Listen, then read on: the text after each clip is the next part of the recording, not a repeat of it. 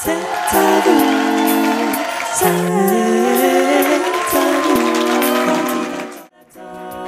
à vous. Le monde semble découvrir aujourd'hui que si l'on peut rire de tout, on rit pourtant bien souvent des mêmes choses et particulièrement des femmes. Il serait temps, je crois, que l'on cesse d'aimer en rire et qu'on se mette à les aimer sans cesse. Alors sur ce sujet déprimant, eh bien une question vient, qu'est-ce que la déprime ? Eh bien la déprime, ce n'est pas le spleen, qui est exclusivement baudelairien, on est d'accord. Ce n'est pas non plus du blues, qui est un genre musical, et dans le plus extrême des cas, une chanson de Patricia Cass à qui l'on pense bien fort. Enfin, la déprime, ce n'est pas non plus le bourdon, car le bourdon, mesdames et messieurs, ce n'est autre que Didier. À noter que Karl Marx, lui aussi, était un grand fan, et oui, il en aurait bien voulu des primes. Alors de grands hommes ont été déprimés à travers l'histoire, et Jésus non des moindres, toujours à parler de la mort, qui n'est pas la mort, mais il faut quand même mourir si tu veux vivre, enfin bon. Après on la comprend, la fragilité du gamin.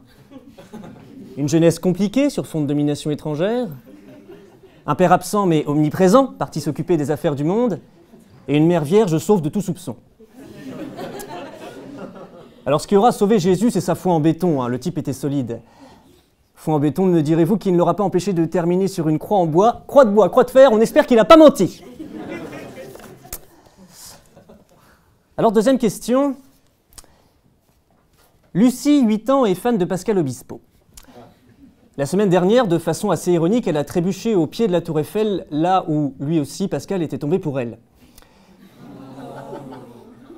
Elle me pose la question suivante, pourquoi Marco Polo n'a-t-il jamais lancé de marque de t-shirt ? Alors il est vrai que pour un type ayant passé sa vie à arpenter de long en large la route de la soie, il n'a pas fait montre d'un sens commercial très aigu. Et en même temps, faut-il être aigu ? Moi je dis stop à cette dictature de l'aigu qui a déjà causé trop de drames à travers l'histoire. J'en veux pour preuve le tragique destin de Juliette Capulet suite à sa rencontre avec des Montaigu. Toujours est-il que Marco Polo visait surtout le long terme. Et force est de constater que le futur lui a donné raison. Une marque de voiture a été lancée en son nom, une série Netflix, son livre des merveilles est un best-seller international uniquement talonné par le livre de chevet de Donald Trump. J'ai nommé La démocratie par des nuls pour des nuls, avec une préface 2017 gentiment rédigée par M. Erdogan. On pense à toi.